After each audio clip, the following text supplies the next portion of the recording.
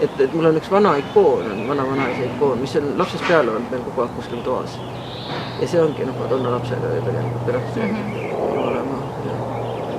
Ja siis, et ilmselt ikkagi see on algselt vist mingi asi on, mis tiksus kogu aeg, aga siis ei osanud seda seostada.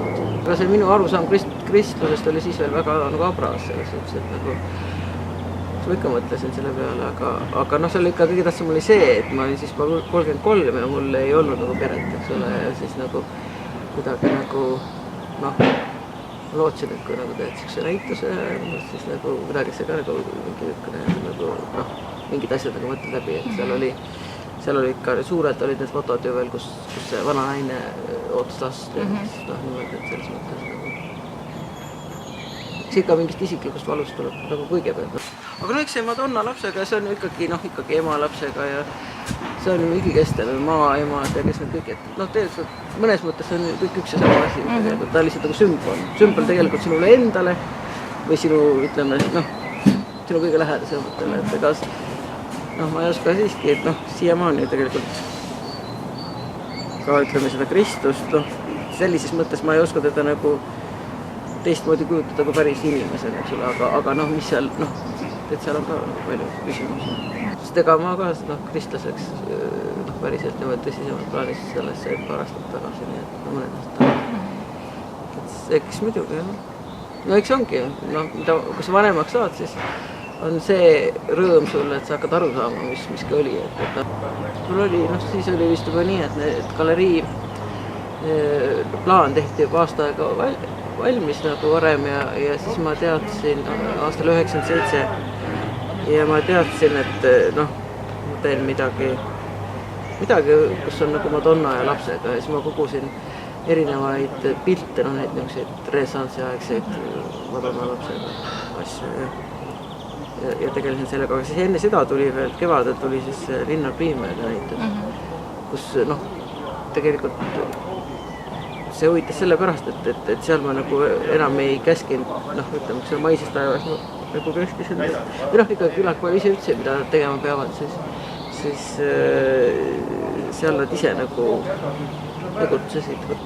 Aga see oli ka selles suhtes jälle huvitav, et seal tulid ka stuudios tehtud, aga vaba valgusega ja seal väga paljud poosid olid tegelikult meenutused arhetüüpselt niisuguseid klassikalise kunsti mingeid skeeme.